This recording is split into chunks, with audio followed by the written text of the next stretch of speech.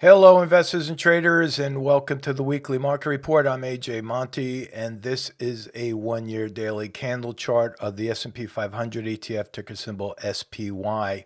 As I do each and every week, I leave my lines on the chart from last week's report so you can see how the forecast worked out. And right here, it's hard to see the red line because it's going through all of those red candles, but I drew that diagonal line to the downside last Friday with my target ending at 447.63. And obviously you can see today we hit that target and went beyond the 20 period moving average. Now this is important for you to pay attention to the volume here, because the increase in volume on the way down tells us that the sellers are becoming more motivated. And today we did a hard cross below the zero line on the CCI, which is the momentum line. So for next week, I think we're going to see lower prices to start. I think we're going to see that selling continue into Monday and Tuesday. And then we'll have to see whether or not we get a bounce. It's too early to tell because that bounce would depend on a drop in volume as the prices are moving lower. There's a lot of reasons why the markets have sold off, especially towards the close, one of which is tomorrow marks the 20th anniversary of the 9/11 tragedy. And with that being on a Saturday, with all that's going on, investors may have moved out of fear, or maybe just taking some good risk management strategies in order there. So I think that we're going to see lower prices. Keep an eye on that. My downside target is 443.27, and that's for SPY. Now, on the other side of that, the VIX, which for the most part is inversely related to the S&P, you can see that this is the line that I drew. I'll highlight that with my magnifying glass there. This is the target right at the end right there. We hit that on Wednesday, formed a long shadow candle here, which almost represents a hanging man, but lo and behold, what happened today? Look at that.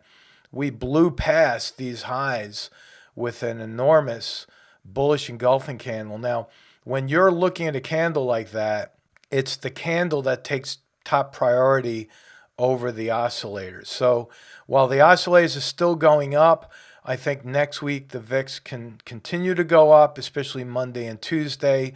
And then we'll have to see if we get any kind of a pullback. Again, it all depends on the volume drop on the S&P. If the volume drops on the way down, like I said before, we could see a pivot point forming. So the opposite would occur here in the VIX. If we see a drop in the volume in the SPY, we could see a pullback or a pivot point to the downside. But right now, putting my upside price target on the VIX at 22.26, with my longer term target, if you've been following along with my weekly reports, you see my longer term target right there is 27.31. So it's very interesting how the VIX is really starting to pivot higher. Even on the weekly chart here, this is very, very close to a bullish Marabuzo. That's when you have no shadows whatsoever on the candle. We started off right on the low. If the VIX had gone any higher today, there would not have been a shadow there on that candle. But that's a very pronounced candle, and you could see in comparison, it's very close to some of these big candles that we had recently back here. So that is for the VIX. Now, if we switch and go to the diamonds, we hit on most of our targets from last week. The diamonds not only hit the target to the downside here, which was a gap fill. I'll zoom in for you right there. See, this support level right there at 351 was a gap fill support. But we moved all the way down and very close to filling this gap to the downside at 345.95. Now, because of the increase in volume down here, see that? The increase in volume, again, is telling us that the sellers are motivated. So I think we're going to see that continuation of selling pressure come in Monday, Tuesday, maybe even into Wednesday before a bounce. So again, like the S&P, we have to watch for a drop in volume. We already have 4 red candles in a row. If Monday and Tuesday turn out to be red, obviously that would be known as a stale red light. So the drop in volume on the way down would tell us that the sellers are getting tired. Now, I'm still not going to be taking any big long positions, although our equity traders took some long positions this week in individual trade candidates that are doing very well. We would pick and choose long positions, but we are very, very quick to get out, especially when stocks start breaking out below key support levels. So that's my forecast on the diamonds. Again, 343.78 to the downside, and that's what we're looking at there. Now, IWM, this is what we're talking about right here, where this is where technical analysis is just so amazing. This was a 2-week forecast where I did 2-part forecast calling for a pivot point up around this level, and the market turned right on my pivot point. Pretty incredible. And even now, it's following that forecast line to the letter. This was a bearish engulfing candle in IWM with hardly any shadows above or below. The volume is lower here, right? However, we have a cross below that momentum line on the CCI. You see that? So that could be interesting because usually we get 2 to 4 more days of downside momentum, hence the reason why I'm just going to keep this target in place. We have a downside target there. Now remember, to reiterate, on May 21st, I officially went on record for calling the top on IWM. And I keep saying this because I want to make sure we're very clear on this. Did not call a high, I called the topping pattern. And I said it's going to take about 3 months before that topping pattern completes. We're a little bit overdue on that topping pattern, but remember, if you're a member, our trigger point is going to be a close below 210. A close below 210 will more or less break us out below this sideways trading channel that we have going here in IWM, and we're already down below the point where I officially called the top on May 21st. Now, with that said, I'm going to do a similar forecast where one market at a time, I'm going to start labeling tops. I'm going on record today. Again, this is September 10th, and I'm calling an official topping pattern on the diamonds. Why is that important? Because here we go. This is a weekly chart, and that blue line right there represents the 20-week moving average, which is very close to a 100-day simple moving average.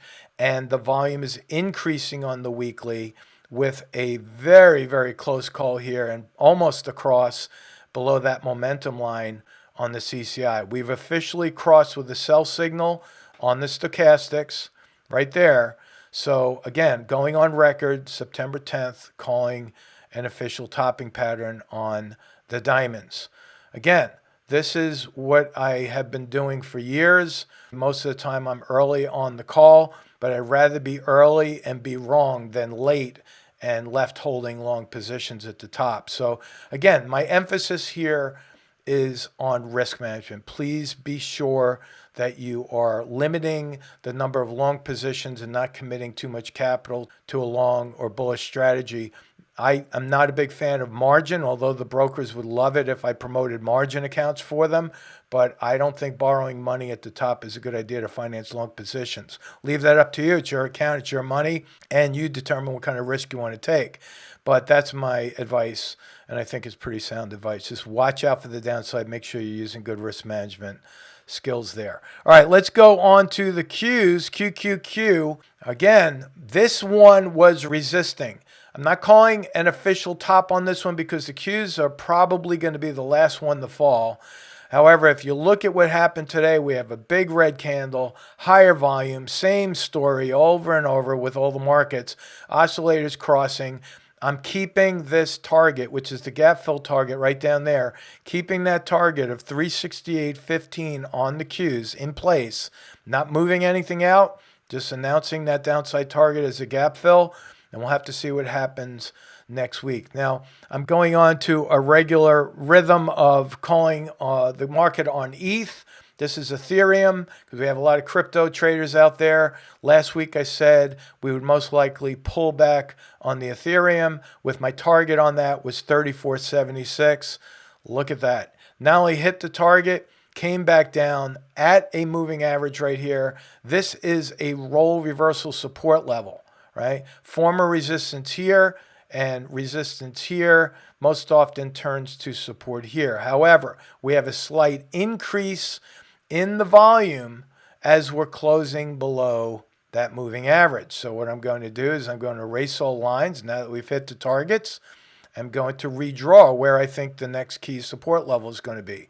Right here, that is an open gap that will act as a gap fill support level. So I think Ethereum still has a little bit to go on the downside before it bounces, and I'm going to do a two-parter for you there. I think it's going to hit 2908 before we see the pivot point, but I think the crypto market could be a place that may not be directly related to the overall markets. We might be surprised and see an inverse relationship pop up, but again, I'm not calling that one too far out.